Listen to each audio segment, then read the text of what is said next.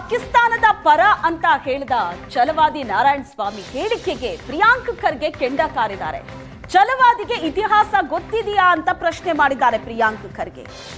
RSS ಚಡ್ಡಿ ಹಾಕಿದ ತಕ್ಷಣ ಲೀಡರ್ ಆಗಲ್ಲ ಅಂತ ಕೌಂಟರ್ ಕೊಟ್ಟಿದ್ದಾರೆ.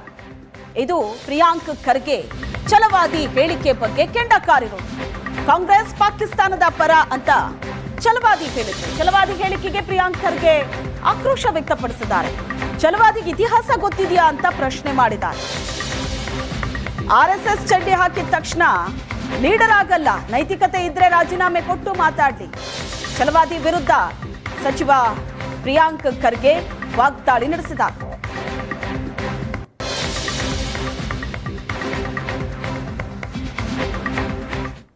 ಅವ್ರಿಗೇನಾದ್ರೂ ಇತಿಹಾಸ ಗೊತ್ತಿದೆ ಅಲ್ರಿ? ಆಮೇಲೆ ನಾನಂತೂ ಅವತ್ತೇ ಹೇಳಿದ್ದೀನಿ, ರಾಜೀನಾಮೆ ಕೊಟ್ಟು ಮಾತಾಡ್ಲಿ ಏನಾದ್ರೂ ನೈತಿಕತೆ ಇದ್ರೆ. ಸುಮ್ನೆ ಚಡ್ಡಿ ಹೊರ್ಕೊಂಡೆ RSS ಚಡ್ಡಿ ಹೊತ್ತ ತಕ್ಷಣ ನೀವೆಲ್ಲ ದೊಡ್ಡ ಲೀಡರ್ ಆಗೋದಿಲ್ಲ.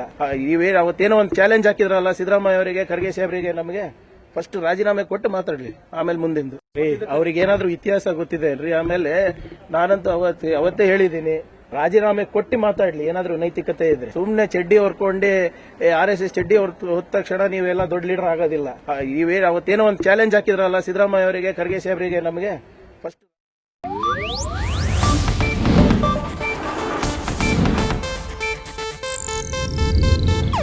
ಇದು ಏಷ್ಯಾನೆಟ್ ನ್ಯೂಸ್ ನೆಟ್ವರ್ಕ್ ಪ್ರಸ್ತುತಿ.